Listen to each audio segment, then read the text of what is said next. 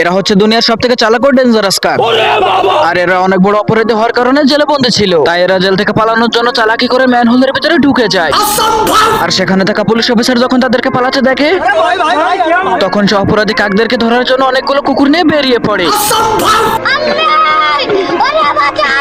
এরপর কাকগুলো পুলিশদেরকে দেখে অনেক ভয় পেয়ে পালাতে শুরু করে দেয়। আর তারা যখন একটা রেল লাইনের উপরে উঠে, তখনই তাদের উপর দিয়ে একটা ট্রেন চলে যায়। আমার ফোকা মারা শেষ। আর এদিকে সেই চালাক কাক দুটি ট্রেনের ইঞ্জিনের ভিতরে লুকিয়ে ছিল।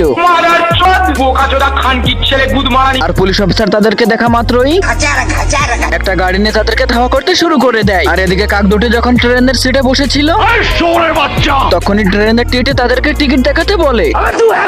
আর কাকগুলো যখন ট্রেনের টিকিট দেখাতে পারে না, তখনই টিটি তাদেরকে ঘাট ধাক্কা দিয়ে ট্রেন থেকে বের করে দেয়। আর এই ভিডিওর পার্ট 2 দেখতে চাইলে অবশ্যই একটা লাইক দিয়ে কমেন্টে পার্ট 2 লিখে যান।